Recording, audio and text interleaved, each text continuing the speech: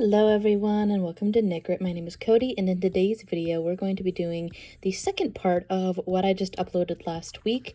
We did this, as I flail everything everywhere, we did this cute little faux fur scrunchie, which I really liked how this turned out, but I said I would show you how to do this with a velvet yarn as well. This is a faux fur yarn, so if you've not seen this, go ahead and go over there. I'll have a link down in the description for you to see this. I don't know how to do the whole eye thing up in the corner. It's kind of weird to me, so I link everything down in the description.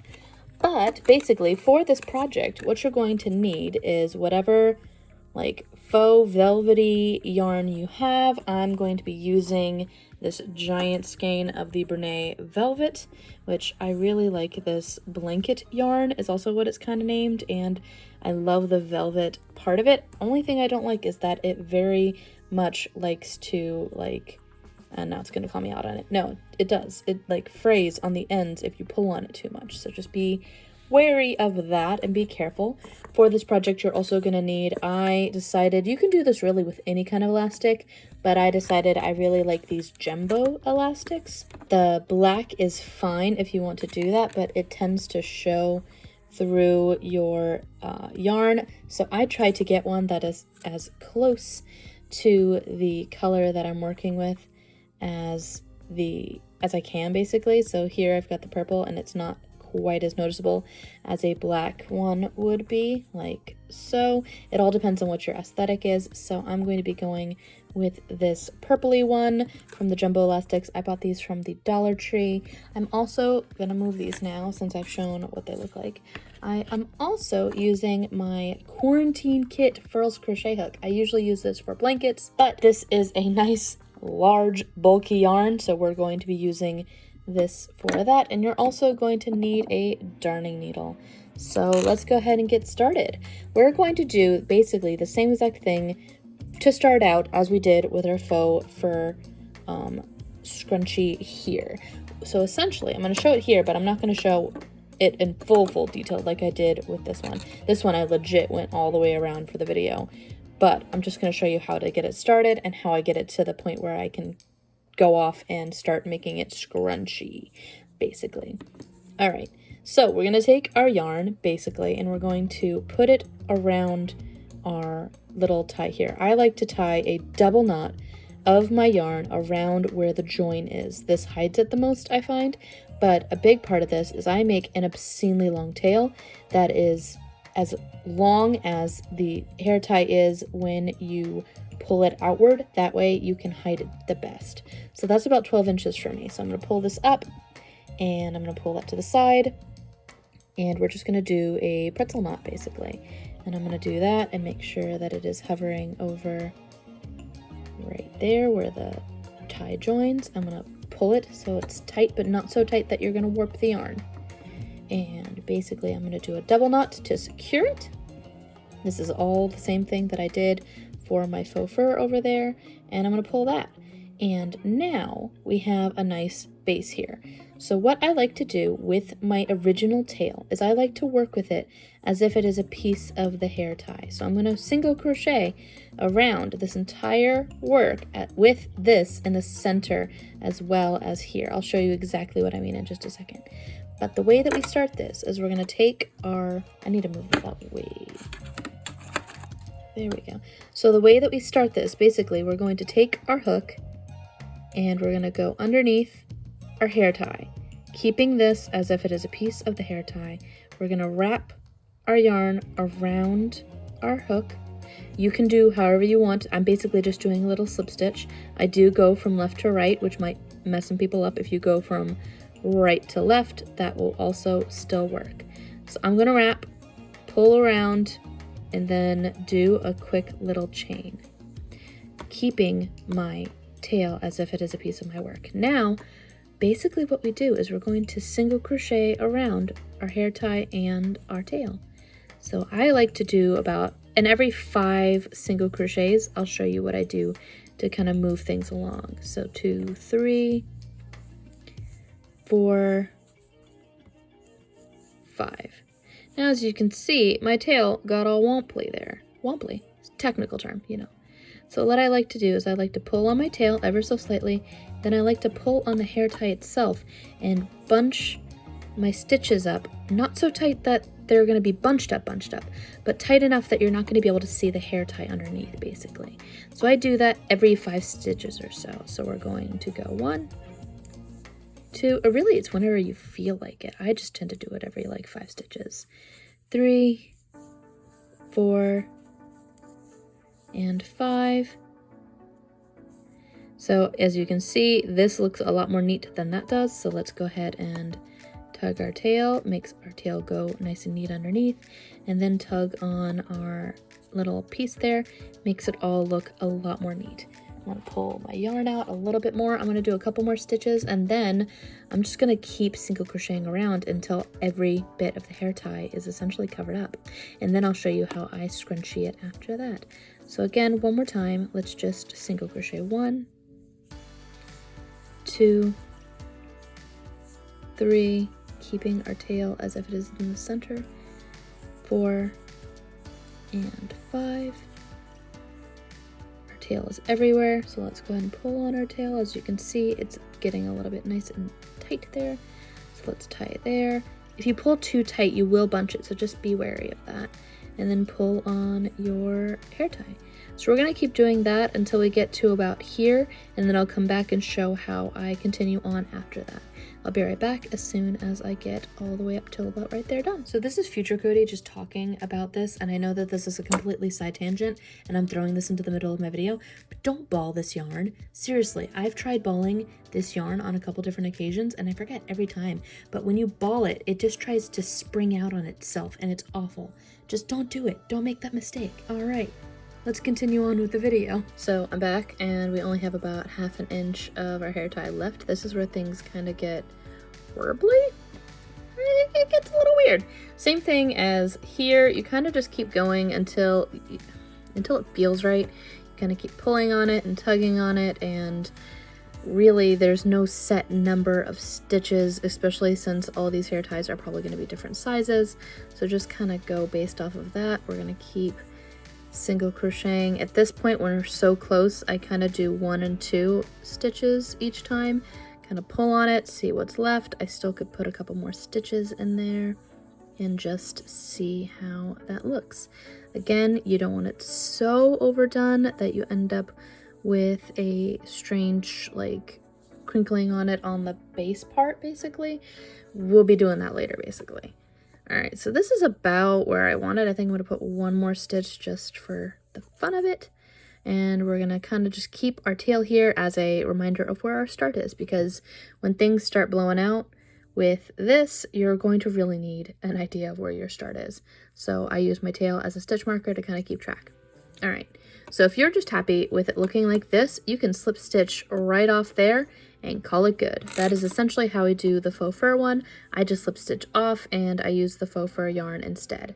However, we are here to do this crinkly wrapping in on itself. And the way that we achieve this, and why I didn't do this with the faux fur one, is you're going to essentially, for 2 rounds after this, so this counts as round 1 of our work, we're going to put 2 stitches inside every single one of these stitches from the previous round, and then we're going to do that again.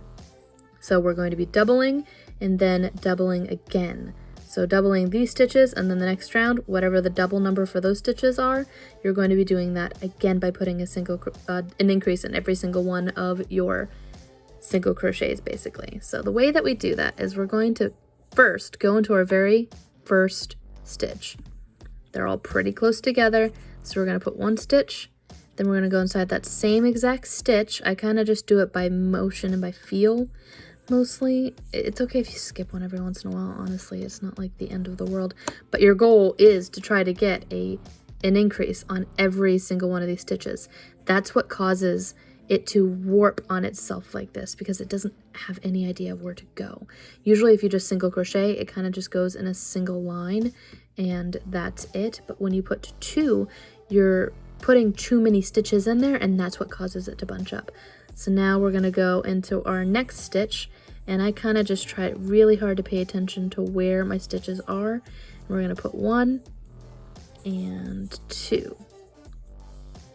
go into the next one. 1 and 2. And for this, I am going through both loops. Typically, I go through just the front loop only. A lot of people will notice that. But for this, you want some like nice structural integrity. So you're going to put your hook through both loops and just putting 2 stitches inside every single one. You can already see how it starts warping out on itself.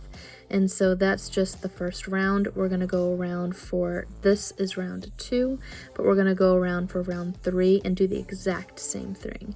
So that's pretty much the premise. That's what we're doing. And I'm going to show you what it looks like at the end of round 2, and then I will do round 3 basically. I'll be right back as soon as round 2 is done. We're just putting 2 stitches inside every single stitch from the previous round. It's pretty intense. If you want it to be a bigger one than even this, you could go around for more rounds, as long as you're continuing to just increase every single stitch. It's really similar to my loofah pattern as well that I have. It's actually one that does really well. I'll link that down below just for fun too, just to see if anybody's interested in that. But basically that's what we're doing. I'll be right back as soon as every single one of these stitches has an increase in it. All right, so we are back at the beginning of our round. We just finished round 2, and this is what it looks like before you do the increases again for round 3. Basically, we're going to then, we just doubled our stitches, we're going to double them again. We're going to put an increase in every single stitch as we go around for round 3, and that's what causes it to blow up and look all kinds of warped on the edges. The more you do this, the bigger these loops are going to look. Basically, you're going to blow this out. If you wanted to go around again for like another round, so say around 4, we're only doing round 3 for this tutorial, but you can do that again. And basically that's just what you keep doing in order to get it to scrunch up on itself. I want to now double my stitches again. I'm just going to start, I'm not going to slip stitch or anything. I'm going to go inside the first stitch from round 2. We are now in round 3, and we're going to put an increase inside that 1 stitch, and that is now doubled. We're going to go inside what was our increase stitch for that round on round 2, and we're going to put another increase inside that. So for every single stitch, we're going to increase every single one, and that's going to warp out pretty hard. So again, I'm going to go off camera and I'm going to show you what that looks like when we do our slip stitch off and how I hide my tails when it comes to this scrunchie. If you want, you can take your tail like here, and this is where it started. So what I might do, if you want to have a stitch marker, is take my tail and pull it through that front part there. Don't worry, you can just cut it off afterwards and pull it back to wherever you want it. And now I'm just gonna go around one more time until I get back to that tail, just increasing every single stitch. Be right back when that's done. Okay, so we have reached back to the beginning. I think I actually added more single crochets around the base of this one than I did even around this, but I actually really like how poofed out it is. It's not that drastic of a difference, but I like it a lot. I reached my tail, so that's the beginning of my row. I'm going to just move, oh no, wait, where am I going? Oh, there we go, that's what I'm doing. Grabbing my tail, and I'm gonna pull that out. And here, I'm just going to do a slip stitch off, and I'm gonna bounce the camera for good luck. You know how I do. All right, so we're going to go into the next stitch of what would be the first stitch of round 4, and we're going to wrap our yarn, pull through, and now I'm just gonna create a nice long tail. I find the closest scissors that I have, which of course are the ones that I messed up by cutting something I should not have with. And I like to kind of tug on it and pull on it and put pressure on it, and then I snip. That way I find that it does this significantly less.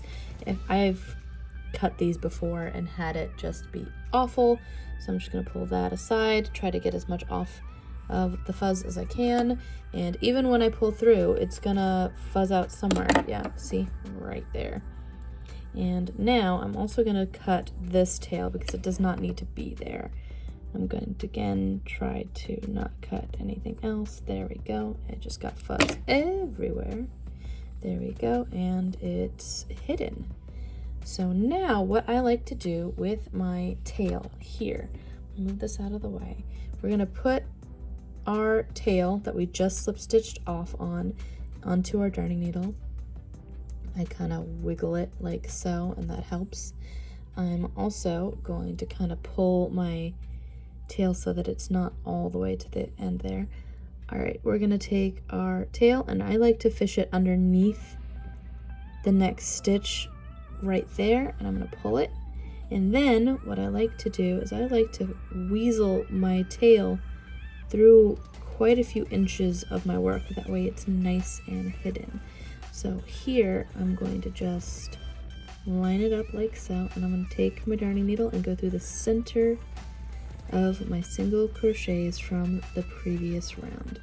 If you can see your darning needle on the opposite side, you're not in the center, and that's a problem, because then you're just going to end up with your tail everywhere. So always try to make sure that you can't see the silver of your darning needle wherever you're pulling it through, and that will help. I like to go through about 4 stitches at a time, and that helps me out a lot.